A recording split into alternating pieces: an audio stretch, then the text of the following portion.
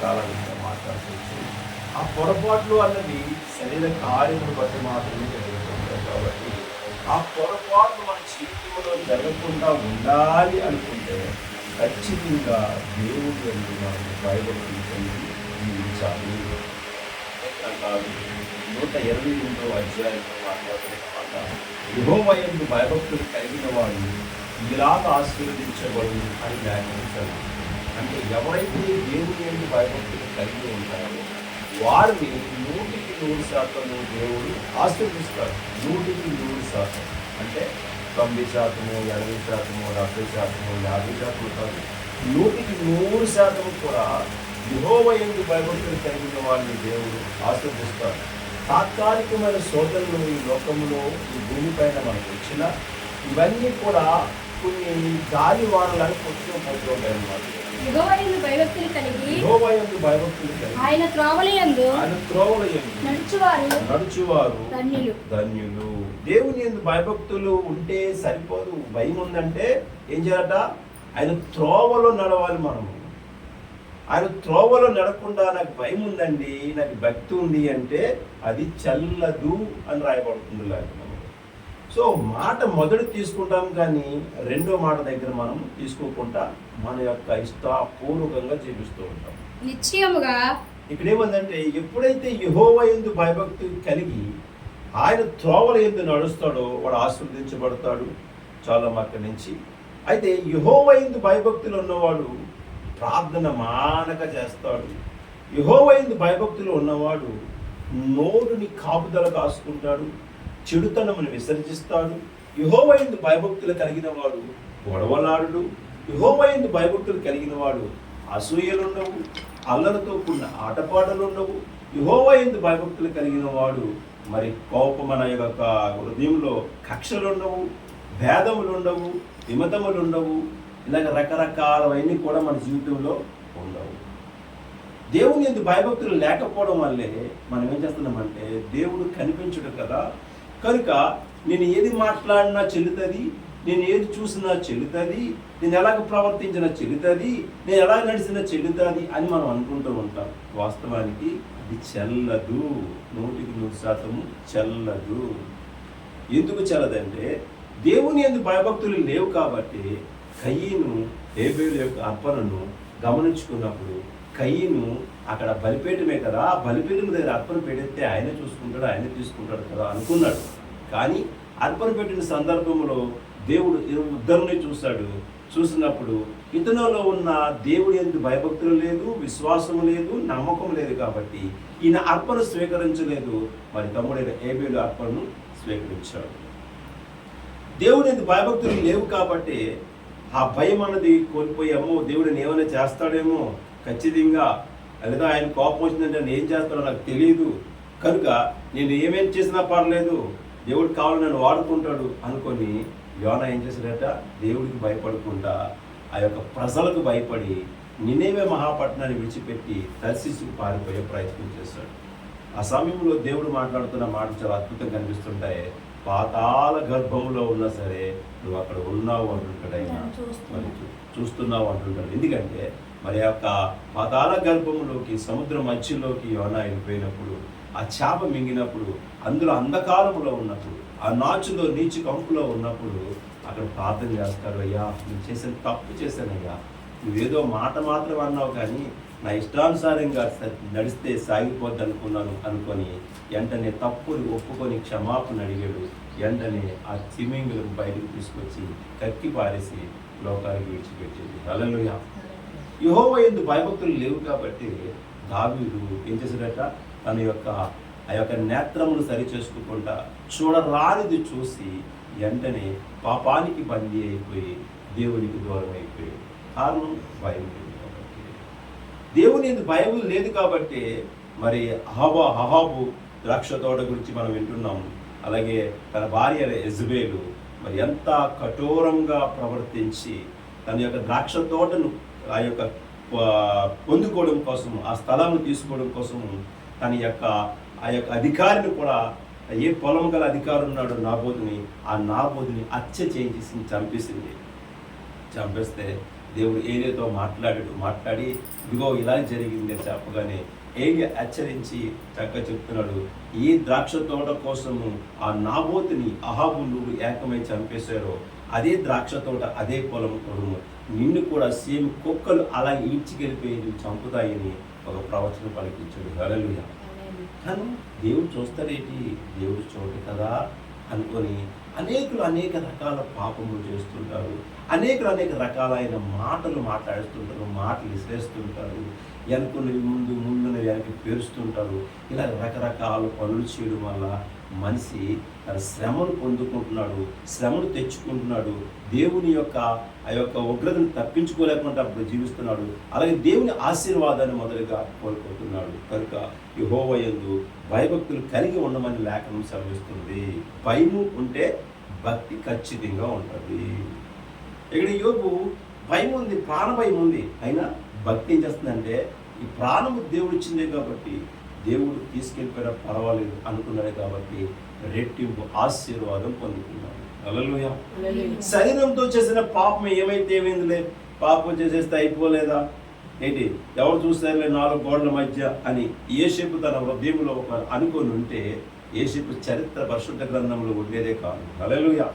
కానీ అక్కడ నేను ఒక్కడే కాదమ్మా, నాతో పాటు కూడా దేవుడు ఉన్నాడు, దేవుడు చూస్తున్నాడు, కనుక ఆ దేవునికి విరుద్ధంగా నేను పాపము చేయలేదని రాణితో మాట్లాడిన మాట దేవుని హృదయాన్ని కరిగించి ఒక ఉన్నతమైన స్థానాన్ని సంపాదించుకోగలిగాడు ప్రపంచంలో అందరి దగ్గర కూడా. హల్లెలూయా.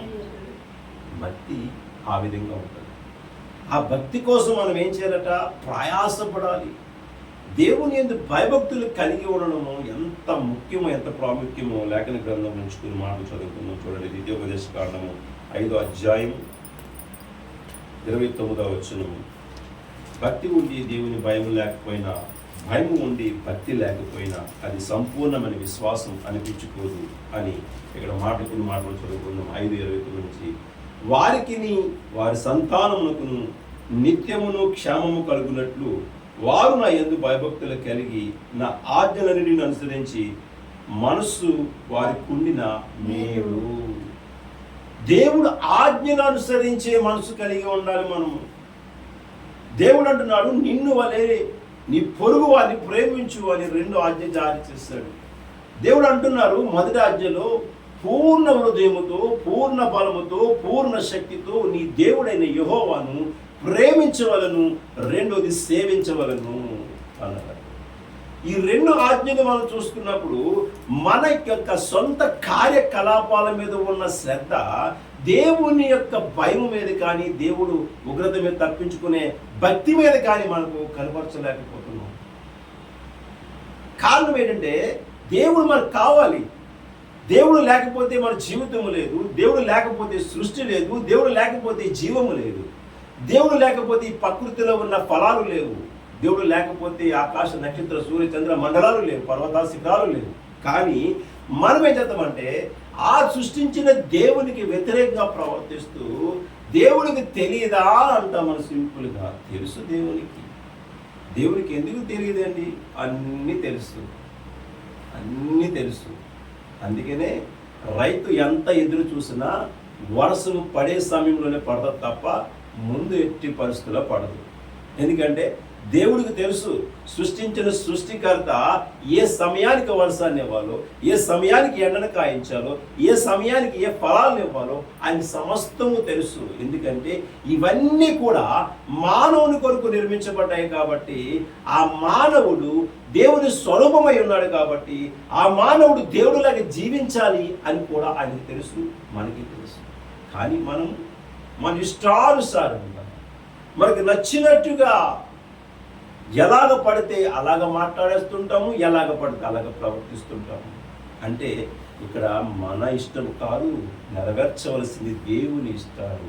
దావీదు భక్తుడు మాట్లాడుతున్నాడు, దేవా నీ చిత్తానుసారముగా బ్రతుకుటకు నాకు నేర్పుమయ్యా, ప్రవర్తించుటకు నాకు నేర్పుమయ్యా, ఆయన చిత్తానుసారముగా బ్రతుకుటకు అని మనం ప్రార్థన చేసే ముందు దేవుడి యందు భయభక్తులు కలిగి ఉండాలి ఖచ్చితంగా అన్నాడు. దానివల్ల మనకేమవుతుంది? మేలు. దానివల్ల ఏంటంట మేలు కలుగుతుంది అని రాయబడింది. వాడుకుండినా అనుసరించి ఆజ్ఞలన్నీ అనుసరించి మనసు వాడుకున్న మేలు జరుగుతుందట, మనకి కీడు జరగదట. మేలు, ఆ మేలు కోసమే కదా ఈ బ్రతుకు మనకి. ఆ మేలు కోసమే కదా దేవాలయాలకు వస్తున్నాం మనం. ఆ మేలు కోసమే కదా దేవుని వాక్యాన్ని వింటున్నాం. ఆ మేలు కోసమే కదా మనం సమస్తము జీవన విధానంలో ప్రతిదీ కూడా మేలు మేలు మేలు మేలు కావాలని మనం చూస్తున్నాము కదా. మరి ఆ మేలులు కావాలనుకున్నప్పుడు మన జీవితంలో దేవుని ఎందుకు భయభక్తులు ఉండాలా వద్దా అని పరీక్షించుకోవాల్సింది మనమే. మనం పరీక్షించుకుంటే మనకు అర్థమవుతుంది, నిజమే నాకు దేవుని ఏం భయం ఉందని, దేవుని ఎందుకు ఏ భక్తి ఉందన్న దగ్గర. ఈ చిన్నపాటి భక్తికి చిన్నపాటి భయానికి దేవుని ఎంత ఆశీర్వదిస్తుంటే పరిపూర్ణంగా దేవుని ఉండగలిగినప్పుడు ఆకాశాన్ని కూడా తలక్రిందలు చేసే శక్తి దేవుడు మనకి ఇస్తాడు ఖచ్చితంగా. హల్లెలూయా. ఇవ్వలేదండి భక్తులకి. చూడండి, ఒక సూర్యుని ఆపడం అసాధ్యమైన పని మానవుడికి ఎవరికైనా సరే. ఒక చంద్రుని ఆపడం అసాధ్యమైన పని. పరలోకం నుంచి అగ్ని గంధకాలు దహించి అగ్నిని భూలోకి రప్పించడం అసాధ్యమైన పని. ఒక భక్తుడిని దేవుడు హెచ్చించినందుకు, ఆ భక్తి మార్గంలో నడిచినందుకు ఆ భక్తుడు మనవిని అక్కడ రెండుని ఆపేశాడు. ఇక్కడ ఏలియా ప్రార్థనకి దహించి అగ్నికి ఎందుకు వచ్చేసింది? కారణం ఏంటంటే చెప్పండి, నేనున్నాను అని ఆయన రోజు చేసుకున్నాడు. అందుకే నేను ఉన్నవాడును అనువాడును అని కూడా లేఖనంలో రాయబడింది. మనం ఏం చేస్తాం? కనిపించట్లేదుగా. గాలిలో దేవుడు ఉన్నాడు, బాగా ముంచుకుంటే. ఆకాశం చూస్తే దేవుడు ఉన్నాడు, పర్వతాలు చూస్తే దేవుడు ఉన్నాడు, సముద్రాలు చూస్తే దేవుడు ఉన్నాడు, భూమండలం చూస్తే దేవుడు ఉన్నాడు. దేవుడు లేని ప్రదేశం అంటూ ఎక్కడా లేదు. అందుకే భక్తులు మాట్లాడుతున్నారు, దేవుడు అంటే ఆకాశం మంది ఎక్కినను అక్కడూ నీవు ఉన్నావు, మధ్యాకాశములోనూ నీవు ఉన్నావు, భూమి మీద చూసినా నువ్వు ఉన్నావు, అంధకారమైన పాతాళ గర్భంలోనూ నువ్వు ఉన్నావు. నువ్వు లేని చోటు ఏదయ్యా? ఎక్కడ నువ్వు ఉందా? నువ్వు లేని చోటు లేదు. కానీ మనం అనుకున్నాము ఆయన లేడు కదా, ఆయన కనిపించట్లేదు కదా అని మన ఇష్టానుసారంగా ప్రవర్తిస్తున్నాము. మనం ప్రతిదీ కూడా దేవుడి దగ్గర దొంగిలిస్తున్నాము. దేవుడి దగ్గర మనం దొంగతనం చేస్తున్నామట. మనం చూడండి, మంచి మనస్సాక్షి కలిగి ఉన్నానని పౌలు ఒప్పుకుంటాడు. నా మనస్సాక్షి, నా మంచి మనస్సాక్షి అది అని ఒప్పుకునే ప్రయత్నంలో మనం ఉండాలి. ఒప్పుకోవాలి, ప్రయత్నం కాదు, 100% అలాగ ఉండాలి. మన జ్ఞానంతో ప్రవర్తిస్తున్నాం కదా, మన సొంత ఆలోచనలతో జీవిస్తున్నాం కదా. మన ఒప్పుకోలు ఎక్కడుంటుంది? ఇక్కడ ఏ విషయంలో ఒప్పుకోగలం? ప్రభువా నిజమేనయ్యా, దినముకు దావీదు వలె, లేకపోతే ఒక మోషే వలె, లేదంటే ఒక యేసుక్రీస్తు వలె నేను దినముకు ముమ్మారు ప్రార్థన చేస్తున్నానయ్యా ఏలియా వలె అని చెప్పగలము. అది మన జీవితం. వాళ్ళు చేసిన ప్రార్థన గంటల తరబడి ఉంటుంది. మనం చేసే 5 నిమిషాల ప్రార్థన ఇంచుమించు 5 గంటలు సమానంగా లెక్కేసుకుంటాం. అలాంటి భావాలు ఉన్నాయి మనకి. ఆయనకున్న హృదయం మనకుందా? ఆయనకున్న ప్రేమ మనకుందా? ఆయనకున్న సమాధాన మనసు మనకుందా? ఆయనకున్న సాత్వికం మనకుందా? ఇవన్నీ మన జీవితంలో ఎక్కడి నుంచి రావాలంటే దేవుని మూలముగానే మనకి సమస్తమును దేవుడు అనుగ్రహించి ఉన్నాడు. అవి పొందుకునే భాగ్యము మనం పొందుకోలేనప్పుడు ఆశీర్వాదాలు కూడా అనేకమైన ఆటంకులు కలుగుతూ ఉంటాయి. 2 చూసుకుంటే 1 సమూయేలు గ్రంథము 12వ అధ్యాయము 14వ వచనం చదువుకుందాం. మీరు యెహోవా యందు భయభక్తులు కలిగి ఆయన మాటను విని ఆయనను సేవించి ఆయన ఆజ్ఞను భంగము చేయక మీరును మిమ్మును ఏలు రాజును మీ దేవుడైన యెహోవాను అనుసరించిన ఎడల మీకు క్షేమము కలుగును. మొదటిది ఏంటంటే మేలు కలుగును అని రాశాడు. రెండోది క్షేమము కలుగును. మీరు బాగున్నారా, క్షేమంగా ఉన్నారా అని ప్రార్థిస్తున్నాం. సో మన కుటుంబంలో ఎన్ని సోదరులు ఉన్నా బాగానే ఉన్నామమ్మా, క్షేమంగానే ఉన్నాము అంటాం. క్షేమము అంటే ఏంటంటే, క్షేమము అన్నది సమాధానంతో కూడినది. అంటే ఏ విషయంలో కూడా మనకి లోటు లేకుండా ఉన్నదే క్షేమం.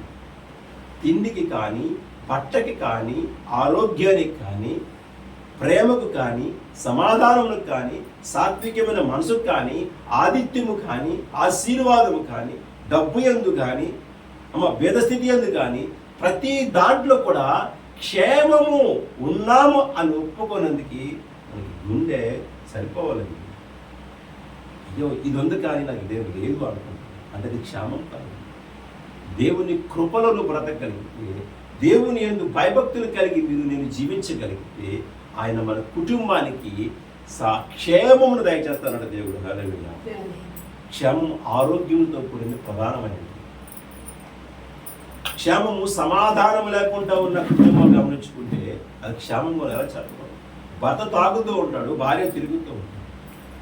భార్య తిరుగుతూ ఉండదు, భర్త మరొక దురాశను పాలైపోతూ ఉంటాడు. మరి కొందరు అల్లలతో గొడవలు ఆడుతూ ఉంటారు, వచ్చి రేగిపోతూ ఉంటారు. వీళ్ళు కుటుంబంలో క్షేమం ఉందా అంటే క్షేమము లేదు. పేరుకి మాత్రం డంబంగా మనం ఒప్పుకోవచ్చు, నిజంగా వాస్తవం. అయ్యో నా భర్త మార్చబడాలని మన కన్నీటి ప్రార్థన చేయలేము. అయ్యో నా బిడ్డలు మార్చబడాలని కన్నీటి ప్రార్థన మనం చేయలేము. కానీ మనం క్షేమాన్ని మాత్రం కోరుకుంటాం. కొట్టుకెళ్ళి సామాన్లు కొనుక్కున్నంత ఈజీగా భక్తిని కూడా కొనాలని చాలామంది ప్రయత్నం చేస్తున్న రోజులు. భక్తిని కూడా సర్వసాధారణంగా భక్తి కొంటే వచ్చేది కాదండి, అది కొంటే వచ్చేది కాదు. అపోస్తుల కార్యాల్లో ఒక భక్తుడు కనిపిస్తూ ఉంటాడు. ఎవడంటే ఆయన గారడి సీమోను. గారడి సీమోన్ అంటే అక్కడ జనాలందరినీ మబ్బిపరిచి మోలీలు చేస్తుంటారు కదా, మింగీసు కోతి పాములు పెట్టు మోలీలు చేస్తూ ఉంటారు. అయితే ఈ గారడి సీమోను ఇది అలవాటు పడిపోయి ప్రపంచంలో ఎక్కడ పడితే అక్కడ గుడారములు వేసి అక్కడ గారడి చేస్తూ అనేక జనాంగాలకి విభ్రాంతి పరిచేవాడు, ఆశ్చర్యపరిచేవాడు. ఈ ఆశ్చర్యపరచడంతో అనేకలు అనుకున్నాడంట ఇతని దగ్గర దేవుడు ఉన్నట్టున్నాడు, అందుకనే ఏది అంటే అది అయిపోతుంది అని భ్రమపడేవి. ఆ గాడి సీమోనే వెంబడించేవాడు చాలామంది. ఎక్కడ మూలి అయితే అతని దగ్గర చూసి ఆశ్చర్యపోయేవారట. విస్తారమైన ధనము కురిపించేవారట. చందాలేస్తారు కదా, అక్కడ రూపాయి పాపాయి ఇప్పుడు మన అతను చాలామంది పాపం అలా విస్తారంగా వేసేసేవారట. వేస్తే అట్లా ఆనందపడిపోయి సంతోషపడిపోయి అబ్బా నేను ఎంత అంత ఫీల్ అవుతున్న సమయంలో అక్కడ పేతురు అనే గొప్ప పేరు గల భక్తులు అన్నారు కదా.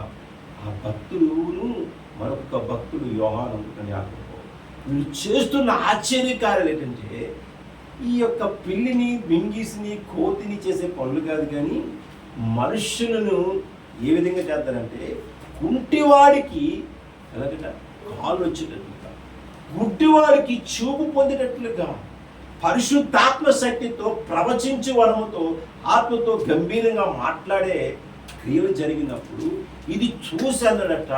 అప్ప ఎంత గొప్ప కార్యమయ్యా. అపొస్తలుల కార్యాలు బహుశా 7వ అధ్యాయం అనుకుంటున్నాను. ఎంత గొప్ప కార్యమయ్యా, ఇంత అద్భుతమైన కార్యం చేయగల సమర్థుడు నువ్వు, ఇది నేను నేర్చుకోవాలంటే నాకు ఎక్కడి నుంచి వస్తుందయ్యా అని ఆలోచించి తన ఎంతైతే సంపాదించాడో ఆ సంపాదనంతా పట్టుకొచ్చి ఆ యొక్క పేతురు పాదాల మీద పెట్టాడంట. ఇదిగో మీరు ప్రవచించినప్పుడు, మీరు మాట్లాడినప్పుడు పరిశుద్ధాత్మతో వీళ్ళందరూ కూడా గొగ్గోర్లెక్కి అరుస్తున్నారు, కేకలేస్తున్నారు కదా. అటువంటి అద్భుతమైన క్రియ నా జీవితంలో కూడా అనేకులకు నేను చెయ్యాలి. అలాగే చేసి నేను కూడా గొప్ప పేరు తెచ్చుకోవాలి. నేను కూడా జనం మధ్య ఈ గాడి సీమోనికి ఇంత శక్తి ఉందని తెలియజేసుకోవాలి అనుకున్నప్పుడు అందుకు పేతురు నీవు ద్రవ్యమిచ్చి దేవుని వరము సంపాదించుకొందినని తలంచుకొంచుందివా, డబ్బిచ్చి దేవుని వరమును సంపాదించుకొంది. నీతో కూడా నశించునుగాక. డబ్బుతో ఎప్పుడు కూడా దేవుని కొనాలని ఎవరు కూడా ప్రయత్నం చేయకూడదండి. దేవుడికి కావాల్సింది ధనము కాదు, మొదటిగా నీకు విరిగి నలిగిన హృదయము, నీ మనస్సు ఆయనకి కావాలి. దేవునికి విరిగి నలిగిన మనసునిచ్చి నువ్వు కొనుక్కోగలగాలి. నీ హృదయము దేవుని ఎదుట సరిగా లేదు, నీ హృదయము దేవుని ఎదుట సరిగా లేదు కనుక ఈ కార్యము నీకు పాలు పంపులు లేవు. చూడండి, హృదయం సరిగా లేకపోతే చెప్పండి, మనం ఎన్ని సంవత్సరాలు సంఘానికి వెళ్ళినా, ఎన్ని పాటలు పాడినా, ఎన్ని సాక్ష్యాలు చెప్పినా, ఎంత మందికి మనం యేసుక్రీస్తు గురించి బోధించినా మన హృదయం సరికాలినప్పుడు దేవునితో మనకి పాలు పొందులు లేవట. హల్లెలూయా. సో నువ్వు చర్చికి వెళ్తున్నావు, కానీ మనము యథార్థత లేని జీవితంలో ఉన్నాం. ప్రార్థన చేస్తున్నాం, కానీ నోటితో ఒప్పుకునే ప్రార్థన లోకంలో రీతైన ప్రార్థన ఉంది. హృదయంతో ఒప్పుకునే భావాలు దేవునితో సంబంధమై ఉంటుంది. దానిలో కూడా మనము విస్ఫలమైపోతున్నాం. మరి కానుకలు వేస్తున్నాం మనము, అందులో యథార్థత ఉందా? లేదు. అక్కడ మలాకి గ్రంథం 3వ అధ్యాయం మాట్లాడుతాడు, మీరందరూ కూడా దొంగిలించారు నా దగ్గర అంటున్నాడు. కారణం మనలో దేవుడు ఎంత 100కి 100% అడిగాడా? అడిగితే ఇంకేమైనా ఉందా? ప్రపంచంలో చర్చలు ఉండవు ఎక్కడ? అడగలేదు. ముందు నీ హృదయాన్ని ఇస్తే తర్వాత నీకు ఎలాగివ్వాలో దేవుడు తెలుసు. ఆ దేవుడు తీసుకునే మార్గం వేరే చూపిస్తాడు. ఆ దేవుడు ఇచ్చే మార్గం ఇస్తాడు, తీసుకునే మార్గం కూడా చూపిస్తాడు. జక్కీని ఏం చేశాడండి? అమ్మ కఠిన మూర్ఖుడు, విసరారితనం గలవాడు. ఎప్పుడైతే దేవుని కొరకు తన హృదయం తెరవబడిందో, ఇదిగో అయ్యా నాకు సంపాదనలో సగము నేను బీదలకు ఇస్తున్నాను అన్నాడు. అంతే ఒకసారి. హల్లెలూయా. విరిగి నలిగిన హృదయంతో వేదన చెందు జక్కయ్య ప్రయాణం చేసి యేసుక్రీస్తుని చూడడానికి వెళ్ళాడు. యేసుక్రీస్తు చూసిన తర్వాత జీవితాన్ని మార్చుకున్నాడు. ఇంకా ఎన్ని సంవత్సరాలు మన దేవుని మందిరానికి మన జీవితాన్ని మార్చబడలేదు. ఇంకా ఎన్ని సంవత్సరాలు కావాలి మనకి, ఎన్ని రోజులు కావాలి మనం పరిపూర్ణంగా మార్చబడినందుకు అని మనం ప్రశ్న వేసుకున్నప్పుడు మన అంతరాత్మ మనకి సాక్ష్యం చెప్తుందండి. మంచి మనస్సాక్షి. 1 తిమోతి పత్రిక 3వ అధ్యాయంలో 3వ వచనం ఎక్కడ ఉంటుంది అన్నమాట. 1 తిమోతి పత్రిక చూడమ్మా, 1వ అధ్యాయం 3వ కానీ 3వ అధ్యాయం కానీ మంచి మనస్సాక్షి అని రాయబడి ఉంటుంది. నేను మంచి మనస్సాక్షి కలిగిన వాడు కనుక ఎంత బాగా రాస్తాడు లేదా. మంచి మనస్సాక్షి మనకుందా? మన మనస్సాక్షి చెప్పండి. కక్షలు, కావేశాలు, విమతలు, భేదములు, నువ్వెంత నేనెంత, నువ్వేటి నేనేటి, నీకెలాగా నాకెలాగా, ఈ భేదములతోనే మనం బ్రతుకుతున్నాం. యేసుక్రీస్తు వారికి ఏ భేదము లేదు. ఈ భేదము లేదు. మనకే భేదాలు. ఆ కులం, ఈ కులం, ఆ మతం, ఈ మతం, ఆ డబ్బు గల డబ్బు లేను, ఇలాగని రకరకాల మాటలన్నీ కూడా మనము మాట్లాడుతున్నాం. కారణం ఏంటి? మనకు ఒక మంచి మనస్సాక్షి లేదు. మన మనస్సాక్షి కీడుకు సంభవించింది. దేవుడు మేలు చేస్తానంటే మనం కీడుని ఎదుర్కొంటూ ప్రయాణం చేస్తున్నాం. కాబట్టి మన జీవితంలో మంచి మనస్సాక్షి కలిగి మనం జీవించలేకపోతున్నాం. కీర్తనకారుడు దావీదు మాట్లాడుతున్నాం. 34వ అధ్యాయం 7వ వచనం చూసుకున్నాము. ముందు మనం చదువుకున్నాం. ముందు మేలు కలుగుతుంది. రెండోది మనకి ఏం కలుగుతామా చెప్పండి? క్షేమం కలుగుతుంది భయం ఉన్నవా దేవుడు. మూడోది చూడండి, యెహోవా యందు భయభక్తులు కలిగి గలవారి చుట్టూ, యెహోవా యందు 34వ కీర్తన 7వ వచనం, యెహోవా యందు భయభక్తులు గలవారి చుట్టూ ఆయన దూత కావలి ఉండి వారిని రక్షించును. యెహోవా యందు ఎవరైతే భయభక్తులు కలిగి ఉంటారో ఆయన దూతలు ఏం చేస్తాయట? మనకి కాపలా కాస్తాయట. ఏం చేస్తాయో అర్థం గారు? ఏం చేస్తుంది? నాకు అది చూడండి, కింద తెలుసుకుంటుంది మీకు కదా. యెహోవా దూత కావలి కాస్తుందండి మనకి. కాసిందా చెప్పండి. ఎక్కడ కాసింది? ఎక్కడో దిగు ముందు వైపు. ఎక్కడ కాసింది చెప్పండి? పేతురు చెరసాలలో ఉన్నప్పుడు ఏం చేసింది దూత? హల్లెలూయా. పేతురు చెరసాలలో ఉండి తెల్లారితే చచ్చిపోతాడు అన్నప్పుడు దూతలు కిందకు వచ్చి ఆయన కావలి కాసి మిగతా వాళ్ళని పడుకోబెట్టి ఈయన ఏం చేసేయి? రక్షించేయి. హల్లెలూయా. కావలి కాసిందా లేదా? ఏది వల్ల కాసింది? కావాలి ఎందుకు కావాలి కాసి? ఎందుకు రక్షించేయని తీసుకెళ్ళి దేవునికి భయభక్తులు ఉన్నాయి. హల్లెలూయా. దేవుని ఎందుకు ఎవరైతే భయభక్తులు కలిగి ఉంటారో శ్రమలో ఉన్నప్పుడు దేవుడు రక్షిస్తాడు, బాధలో ఉన్నప్పుడు రక్షిస్తాడు, ఇరుకులో ఉన్నప్పుడు రక్షిస్తాడు, శోధనలో ఉన్నప్పుడు రక్షిస్తాడు, అనేక వేదనలో ఉన్నప్పుడు రక్షిస్తాడు. ఆయన రక్షణ చాలా శ్రేష్టమైనది. ఆ రక్షణ విలువను మనం పాడు చేసుకుంటూ మన జీవితాలను మనమే నాశనం అనే మార్గానికి, నరకం అనే మార్గానికి ప్రయాణించడానికి మనం ప్రవర్తిస్తున్నాం. కనుక యెహోవా యందు భయభక్తులు కలిగిన వారికి ఆయన దూత కావలి ఉండదట. ఎంత సత్యమైన వాక్యం అండి. నిజమే. అనేక మార్లు కావలి కాస్తున్నాం. రోడ్డు ఎక్కి వచ్చినంత వరకు అనేకమైన భయంకరమైన సమస్యల నుంచి ఎదుర్కొంటూ వస్తుంటాం. వాహనము ఒక్క నిమిషంలోనే గుద్దవలసిన వాహనానికి నేను ముందన్నా ఉంటాను, వెనకన్నా ఉంటాను అంటే దేవుడు నాకు రక్షించట్లేదా చెప్పండి. ఆహారం తినే విషయంలో దేవుడు నాకు రక్షిస్తున్నాడు, నడిచే విషయంలో రక్షిస్తున్నాడు, బ్రతుకు తెరువులో రక్షిస్తున్నాడు. ప్రతి దాంట్లో కూడా ఆయనను రక్షిస్తూనే ఉన్నాడు. అందుకే ఆయనకి యేసు అనే పేరుకి రక్షకుడు అని అర్థం అంట. హల్లెలూయా. ఆయన మనం రక్షించినందుకే భూమి మీదకి వచ్చాడు. మొదటిది మేలు, రెండోది ఏంటమ్మా? క్షేమము, మూడోది రక్షణ. 3 చూసాము ఇక్కడ. ఇంకా మాట చూసుకుందాం. 115వ కీర్తన 13వ వచనం, పిల్లలనేమి పెద్దలనేమి, ఇక్కడ పిల్లలనేమి పెద్దలనేమి తన యందు భయభక్తులు గలవారిని యెహోవా ఆశీర్వదించును. ఇక్కడ ఎవరంట? చిన్న పిల్లలను పెద్దలను, చిన్నపిల్లలు అయితేనేమి పెద్దవాళ్ళైతేనేమి, ఎవరైతే దేవుని యందు భయభక్తులు కలిగి ఉంటారో వారిని దేవుడు ఏం చేస్తాడట? ఆశీర్వదిస్తాడట. హల్లెలూయా, హల్లెలూయా, హల్లెలూయా, హల్లెలూయా. దేవుని యందు భయభక్తులు కలవారిని ఆశీర్వదిస్తాను అన్నాడు. ఇక్కడ ఒక పిల్లవాడిని దేవుడు చాలా గొప్పగా ఆశీర్వదించాడు. ఆయన అంటే ఒక సేవకుడి దగ్గర పరిచర్య చేస్తున్న ఒక చిన్న బిడ్డ తల్లి సంతానం లేనప్పుడు వేదనను చూసి బాధను చూసి చక్కని గర్భఫలాన్ని దేవుడు ఇచ్చేసాడు. ఇచ్చిన పుట్టిన కుమారుని దేవుని సన్నిధిలో పాలు విడిచిపెట్టినంత వరకు కూడా ఆయన పెంచింది. సేవకుడి దగ్గరికి వదిలేస్తే ఆయన దేవుడు ఎంత ఆస్వాదించాడంటే రాజులకు అభిషేకం చేసేవాడిగా ఆస్వాదించాడు ఆయన. హల్లెలూయా. పట్టాభిషేకం చేసుకున్న వాడికి ప్రార్థించేవాడిగా దేవుడు ఆశీర్వదించాడు. సమూయేలు గొప్ప భక్తుడు. పెద్దవాడే చిన్నవాడా? చిన్నవాడే. బాల్యం నుంచి కూడా దేవుడు అంటే భయభక్తులు కలిగి ఉన్నాడు. కలిగి ఉన్న సమూయేలు ఎంత ఆశీర్వదించబడ్డాడంటే, ఎంత గొప్పగా ఆశీర్వదించబడ్డాడంటే, పాతాలు తన మృతి చెందిన తర్వాత పాతాల గర్భంలో ఉంటే చేతబడి సెల్లింగి చేసిన వెళ్ళి సౌలు రాజు మాట్లాడతాడట, ఇదిగో ఎక్కడున్నాడు చూసుకుందాం అన్నాడు. సమూయేలు ఆత్మ ఒక్కసారి పైకి రాగానే చుట్టుపక్కల భూ కంపించి మొత్తం అంతా కళ్ళు తిరిగి పడిపోయాడట. అంత శక్తిమంతుడైన. హల్లెలూయా. అంత గొప్ప ఆశీర్వాదం పొందుకున్నాడు. మరి పెద్దలు ఎవరు ఆశీర్వదించబడ్డాడు? అబ్రహాము గారు ఆశీర్వదించబడ్డాడు. 24 ఆదికాండం 24 వచనంలో 24 అధ్యాయం మొదటి వచనంలో మాట్లాడుతున్నాడు, అబ్రహాము అన్ని విషయాలలోని ఆశీర్వదించబడ్డాడు అని రాయబడి ఉంది. హల్లెలూయా. పిల్లలు ఒకటి సమూయేలు ఉన్నాడు, పెద్దవాడు అక్కడ. దావీదు పిల్లవాడే ఉన్నాడు, గొలియాతు గొప్పవాడు ఉన్నాడు. దావీదు ఆశీర్వదించబడ్డాడు, గొలియాతు చంపేశాడు. దావీదు ఆశీర్వదించబడ్డాడు, పట్టాభిషేకం రాజుగా పొందగలిగాడు. హల్లెలూయా.